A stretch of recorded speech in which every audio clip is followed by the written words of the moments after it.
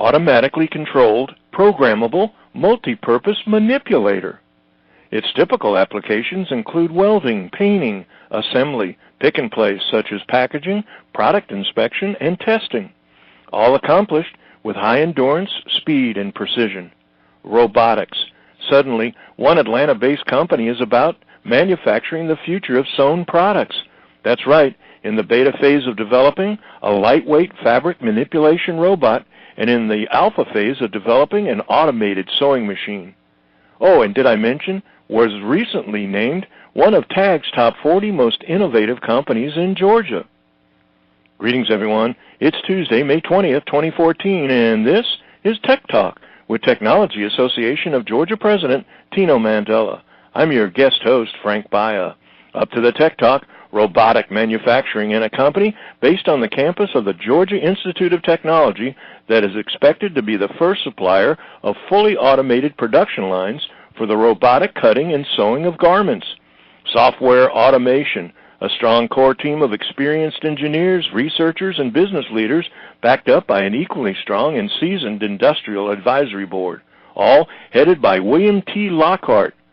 CEO Bill leads the effort to develop financial, technical, and strategic partners for the robotics company. His responsibilities include the long-term profitability and growth of the company. He has spent over 30 years and has vast experience in investment banking and corporate finance, a former VP of GE Capital Structured Finance Group and a former VP of Bank of America Capital Markets, changing the entire garment manufacturing industry. What is the concept of software automation, and just what are its challenges?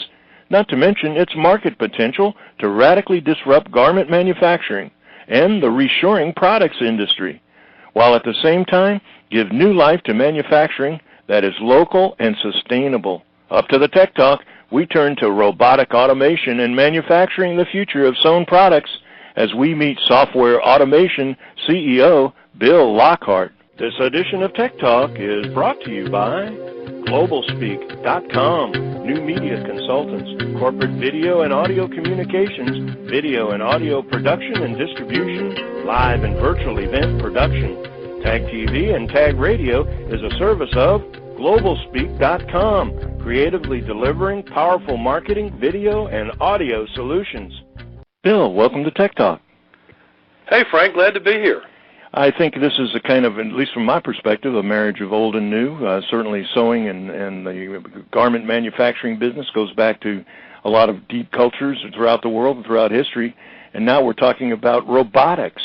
Let's talk a little bit about the impact of, I guess it's disruptive as it relates to what you guys are doing at Software Automation, and maybe go into a little bit about the evolution of the industry adopting and accepting this in terms of, I'm thinking pricing, quality, deliverables, the kind of standard comparisons that they do with a traditional involvement. Okay. Well, I tell you, I think robotic solutions will really transform what is a labor-intensive industry into one that is capital-intensive and that can be economical anywhere.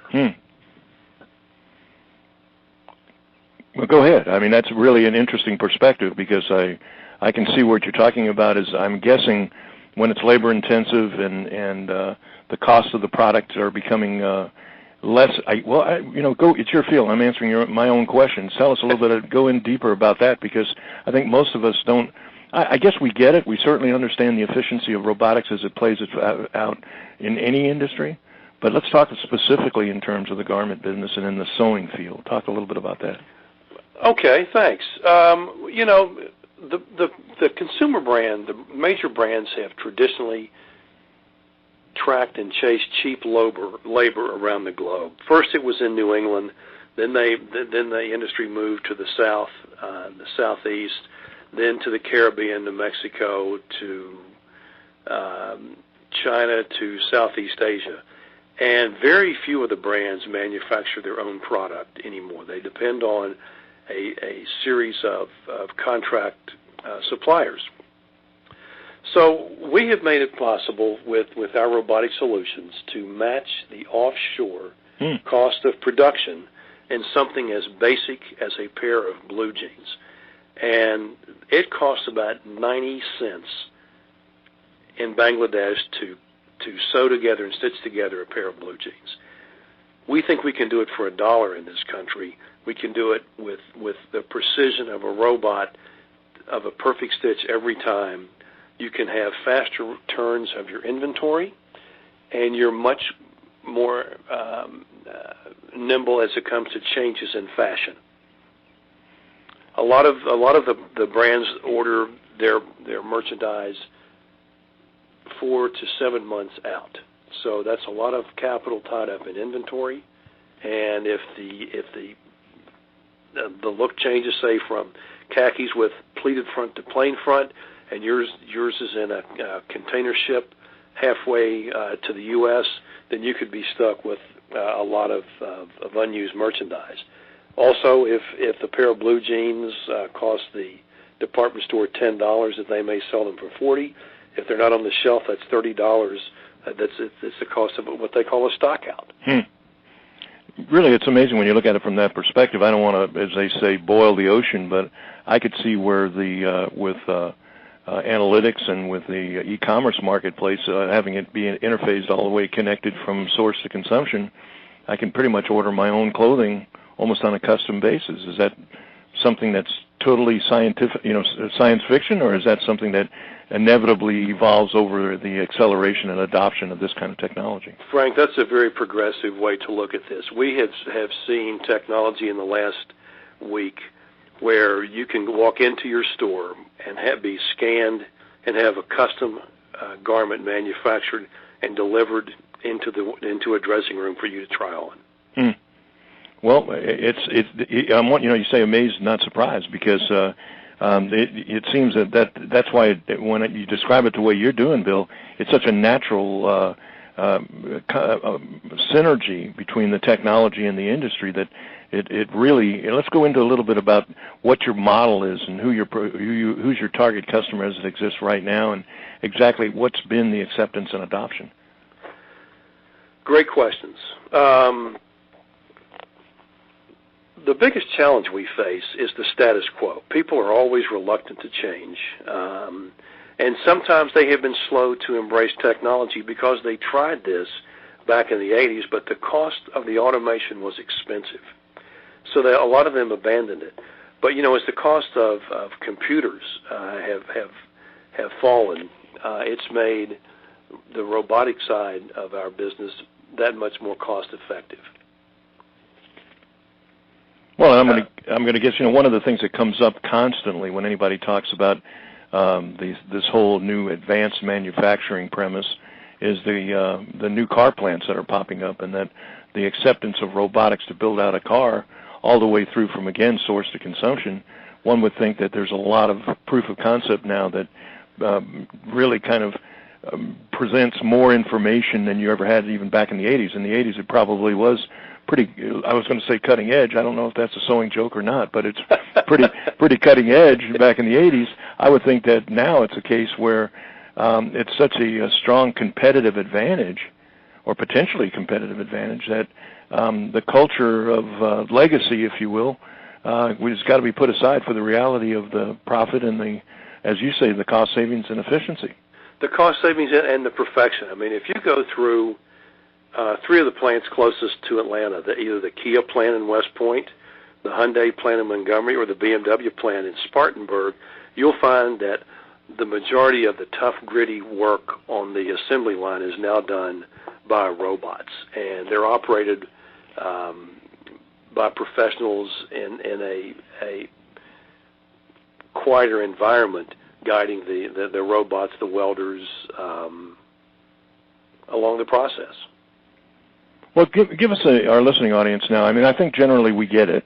Tell us about a day in the life of software automation. I mean, how does it work in terms of how do you prospect new business development? Is it a case where it's a issue now of awareness and supply and demand? And, as you talked about earlier, some of the cultural acceptance in terms of what is pretty much I'm guessing, a vested traditional industry that is kind of challenging to move as far as new ideas and technology. Well, there are a couple of interesting things within the garment and sewn products industries. The first is that the U.S. imports about $100 billion worth of sewn products every year. And the only garments made in this country are primarily for the military. And that is due to the Berry Amendment, which was legislation that took place right before the start of World War II that says all military uniforms must be made in the U.S. or Puerto Rico. The other place that Brooks Brothers manufactures their own suits, shirts, and ties domestically. And most other of the major brands rely on a series, again, of offshore contract manufacturers. But a day in the life, we look for companies where there's a strategic partnership, and we came about it in two ways. In one of the early plants that we interviewed about what we were doing, we watched an operator pick up a piece of fabric, fold it in half, feed it into a sewing machine, which clamped it, stitched it, while she took it out, put it on another device that stretched it, took it off, and put it on another machine that did the final stitching. And as we talked about robotic sewing, the plant operations manager said, look, let me give you a win-win-win for all of us. If you could develop a robot that could replace this person, we could teach her to set a sleeve. And he said she would make more money. We would take cost out of the bottom line and be that much more competitive and closer to being able to win commercial work. And secondly, we recently reached a strategic agreement with a major Georgia company that said, you know, the problem we have is hiring and retaining workers to do this because it's a tough job, and most people wash out within 6 months. And we certainly have operators today that can do this, although we're constantly retraining them. No one of the younger generation is interested in this type of work, but they are interested in computers and robots. So if let's develop a work cell, if you will, that processes this, where one person, which is a higher skilled junior college or with an associate degree, a returning veteran with the technical skills required in today's military, could operate 3 or 4 of these work cells. Now, I know one of the things that you focus on is the financial and the technical and strategic partners. Break that into some of the ideas of our listeners. What would a financial partner be like? What would a technical partner be? What would a strategic partner be? A financial partner would be a private equity firm or a venture capitalist or someone strategic to the sewn products industry. We're fortunate to have a textile engineer, the 3rd generation of a large sewing machine distributor on our board of directors and as an investor, who has installations in 59 countries around the world. So he's able to identify other potential strategic partners who could benefit from lowering the cost of production. So that's a financial supplier, a financial partner. A commercial partner would be someone that is producing a product that is price sensitive, and it is stitched locally and shipped nationally, and they can realize a rapid return on an investment. In other words, if they invest in a robotic solution from Softwear automation, they can recover their return on investment in less than a year and realize the savings over a period of 7. So again, you know, the more you peel back the onion skin, the more you realize that it is in a sense, it's disruptive to the competitive environment, but it's also, I'm guessing, challenging in terms of adoption because it makes such a change in terms of not only the manufacturing process, but even the ordering process, the vending process. I mean, obviously the bottom line is profitability, so if it's there, you're going to make things work out. But you know, if I'm picking up right, you're mentioning that it's a case of, in a sense, sort of retraining or bringing in new people, but also it's talking about maybe your vendors and suppliers having maybe a different form of delivery or a different cut of delivery to deal with the robotics. Maybe go into a little bit about that. Okay. I think that I'm going to answer it this way. Chief financial officers and chief operating officers are always looking for a way like Thomas Edison said, there's a way to do it better, find it. And they're looking for ways to deliver a better product at a competitive price. And I'm going to back up a little bit and expand on the answer about a strategic partner. This strategic agreement that we signed with a large Georgia corporation is a 4-stage process. And in stage 2, it says, involve our mechanics to help integrate the solution so that our scientists and engineers can come up with it in our laboratory, but before we take it to the plant, we've got plant engineers involved and also in the co-design, if you will, and to seek a solution. Every time you post something, and I apologize, I'm a mosaic thinker, so I start, it drives me nuts because I'm thinking. So again, we talk to a lot of different verticals across as far as Tech Talk is concerned, and whether it's fintech or health IT and logistics and security, et cetera. When you start getting involved in manufacturing, the layers and tentacles that have to be considered, because saying once again, as you were talking, before I'm going to give you my confidence to turn my volume over, I need to know you can produce. So in reality, you set up prototypes or you set up testing situations? We do set up a prototype and a testing situation. We just put a plant about a month ago, a robot at a plant in South Carolina that specialized in odd-size shirts for the military. And we went up, one of our guys went up and picked the robot up 10 days ago. We had it on the floor at the Georgia World Congress Center last week for the Text Process America show, and during the process, one of our engineers said, there's a way to improve the cycle time. I think we can get it down from 28 seconds to more like 17, and I think this is how we do it. And we were able to interact with prospective customers from all over the world and get their feedback and answer a series of questions. So then our guys brought the robots back to the lab on Thursday night, and they're refining them, and one in particular is going back to this plant in South Carolina. So that's how we've done it. We have a strong industrial advisory board at our company, and we've got people that have 25 to 35 years of experience in manufacturing a broad range of sewn products, from jeans and slacks to shirts, and they provide us with very candid feedback, and they don't sugarcoat it, and we just take that as a challenge to find a way to do it better. Well, it's again, I'm coming to this as a tourist. Every time you bring up something, I feel amateurish in saying. In the beginning, I'm thinking one size fits all, and you've got a robotic automation type situation that you basically manufacture. But in reality, what I'm hearing you describe is that pretty much most every installation, most every relationship is a custom relationship.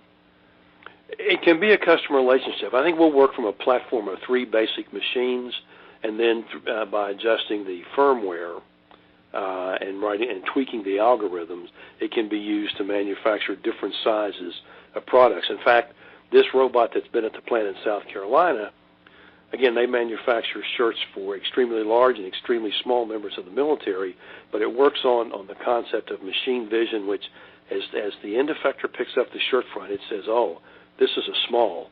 So it makes the necessary adjustments as it feeds it into a machine that sets and sews the buttons automatically. Okay, so pretty much a general overview, and I think we got into some specifics. I think most of the people are sitting back kind of surprised. Again, as we mentioned, so much of this seems to be an evolution where you expect to hear something else breaking and being disruptive and changing what used to be, quote-unquote, a traditional industry. Where is software automation in its development process? We are probably going to have deliver our first commercial Lowry material handling and transport robots in the third quarter of this year. We're that far along. Wow.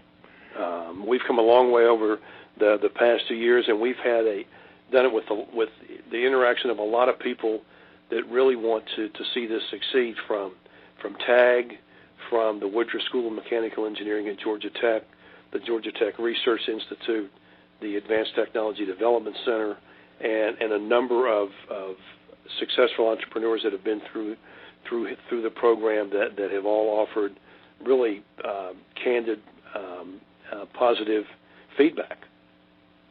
Well, so we try to be good listeners. Well, you mentioned listeners. I think a lot of our listeners are sitting back thinking this is the future without question. One of the things that we hear a lot is to invest in the inevitable. I think these kind of things, and especially with what you guys are doing at Softwear Automation, is the inevitable. But I got to ask one last question, and I think our listeners would want me to, and that's why should we pay attention to Softwear Automation? What, from your perspective, should people pay attention to as far as the company is concerned?